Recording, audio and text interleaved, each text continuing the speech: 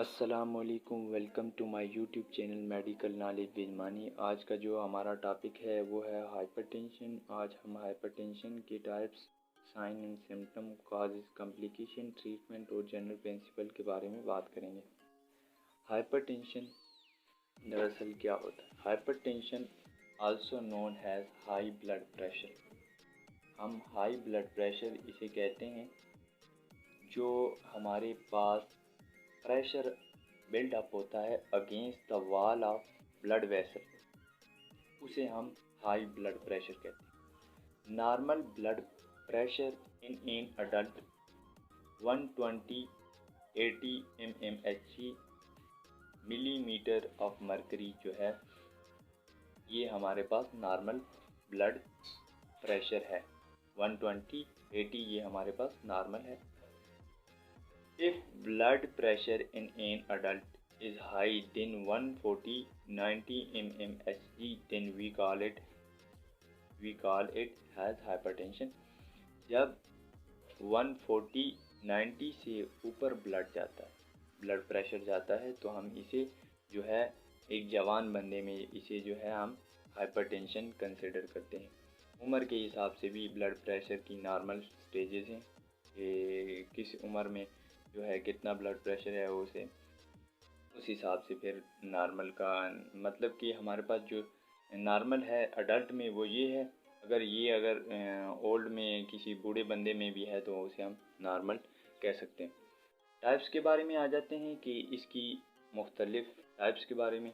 तो इसकी दो टाइप्स हैं। एक जो है हमारे पास प्राइमरी हाइपरटेंशन, दूसरी हमारे पास सेकेंडरी हाइपरटेंशन आ गई।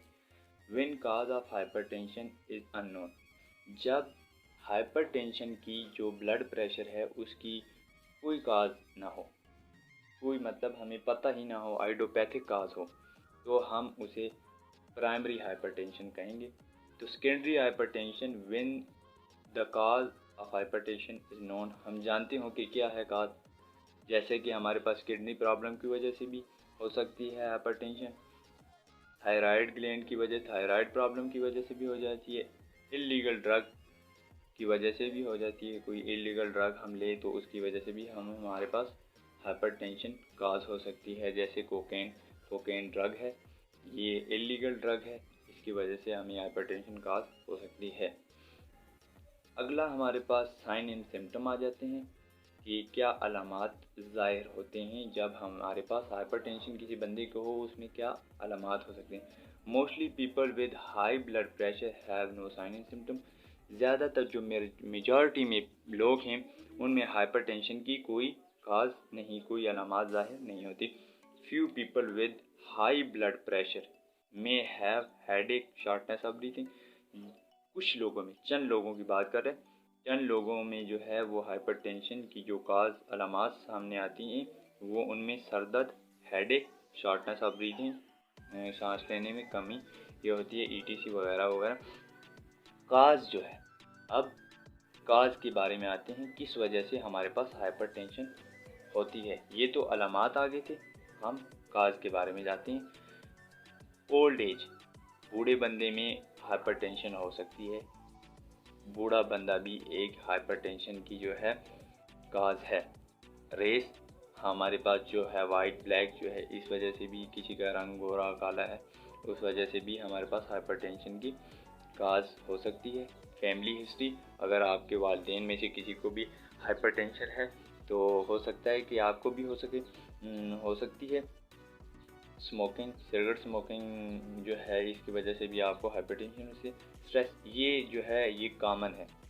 अगर जिस बंदे को स्ट्रेस है तो हाइपरटेंशन उसमें 90% देखने को मिलता है।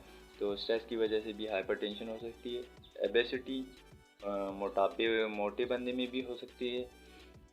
यूज़ ऑफ अल्कोहल, जो अल्कोहल यूज़ करते हैं तो अल्कोहल वालों में भी जो है हाइपरटेंशन हो सकती है। Use of too much salt in diet, अगर खुराक में जो है बहुत ज़्यादा साल्ट ले रही हो, नमक ले रही हो, उसकी वजह से भी आपको हाइपरटेंशन हो सकती है। कॉम्प्लिकेशन, अब हमारे पास जो है कॉम्प्लिकेशन, क्या पेचीदगियाँ होती हैं जब हाइपरटेंशन हो जाती है तो आपको क्या फेस करना पड़ता है। हार्ट अटैक, जो है हार्ट अटैक हो सकता है, हार्ट फेलियर, ये दो मुख्तलिफ चीज़ें हैं। हार्ट अटैक मतलब कि आपकी जो हार्ट में जो आर्टरीज हैं, जो कोरोनरी आर्टरी में वो ब्लॉक हो जाएं, उस वजह से वो ब्लॉक हो जाएं तो हार्ट अटैक होता है। तो कोरोनरी आर्टरी ब्लॉक होने की वजह से तो ये हार्ट फेलियर मतलब कि हार्ट आपका सही तरह से प्रॉपर पंप नहीं कर रहा ब्लड को। तो आई डैमेज की वजह से आई डैमेज भी हो सकती है। इसकी कॉम्प्लिकेशन किडनी डैमेज, और किडनी डैमेज भी आपकी गुर्दे भी आपके डैमेज हो सकते हैं। ट्रीटमेंट के बारे में आ जाए, ट्रीटमेंट हमारे पास जो है वो लाइफस्टाइल को भी चेंज करके हो सकता है। मतलब आपको हाइपरटेंशन है तो अपने लाइफस्टाइल को चेंज कर दें। आपको ओबेसिटी है, आप मोटापा है, आपको वेट लॉस करें, हाइपरटेंशन ख़त्म हो जाएगी। आप अल्कोहल ड्रिंक करते हैं, अल्कोहल पीते हैं, तो आप अल्कोहल को छोड़ दें, आपको हाइपरटेंशन ख़त्म हो जाएगी। आप साल्ट ज़्यादा लेते हैं, उसको छोड़ दें, हाइपरटेंशन ख़त्म। स्ट्रेस कम कर दें, हाइपरटेंशन ख़त्म हो जाएगी। स्मोकिंग ख़त्म कर दें, हाइपरटेंशन ख़त्म हो जाएगी। ये जो है मतलब कि आप लाइफस्टाइल चेंज करके भी अपनी हाइपरटेंशन पर काबू कर सकते हैं, इसको रोक सकते हैं। कॉमनली यूजेज ड्रग, जो आम तौर पर जो ड्रग इस्तेमाल होती हैं इसमें ना, तो वो हमारे पास एंजियोटेंसिन कन्वर्टिंग एंजाइम इनहिबिटर जो है, जो एंजियोटेंसिन कन्वर्टिंग, जो पहले में और रास सिस्टम में जो मैंने एक वीडियो डाली थी, उसमें मैंने बताया था कि ये एंजियोटेंसिन कन्वर्टिंग एंजाइम कहाँ होता है। तो ये इसको इनहिबिट करने से भी हमारे पास जो है हाइपरटेंशन पर काबू पा सकते हैं। ये जो एंजियोटेंसिन जो होता है उसको ये एंजियोटेंसिन कन्वर्ट करता है, कन्वर्टिंग एंजाइम है। तो एंजियोटेंसिन 1 को एंजियोटेंसिन 2 में कन्वर्ट करता है। एंजियोटेंसिन 2 जो है वो वेजो कंस्ट्रक्शन करवाता है। जब वेजो कंस्ट्रक्शन होगी तो फिर हमारे पास जो है हाइपरटेंशन काज नहीं होगी। तो इसमें जो हमारे पास ड्रग आ जाती हैं, कैप्टोपिराल, लेंजोपिराल, ये हमारे पास दो ड्रग्स हैं। ये जो है एंजियोटेंसिन कन्वर्टिंग एंजाइम को इनहिबिट करती हैं, इसकी रोकथाम करती हैं। कैल्शियम चैनल ब्लॉकर, ये कैल्शियम चैनल को ब्लॉक करती है। कैल्शियम तो कंस्ट्रक्शन में काम आता है, तो हार्ट जब ज़्यादा कंस्ट्रक्ट करता है तो कैल्शियम चैनल ब्लॉक, ये एम्लोडिपिन ब्लॉक करती है।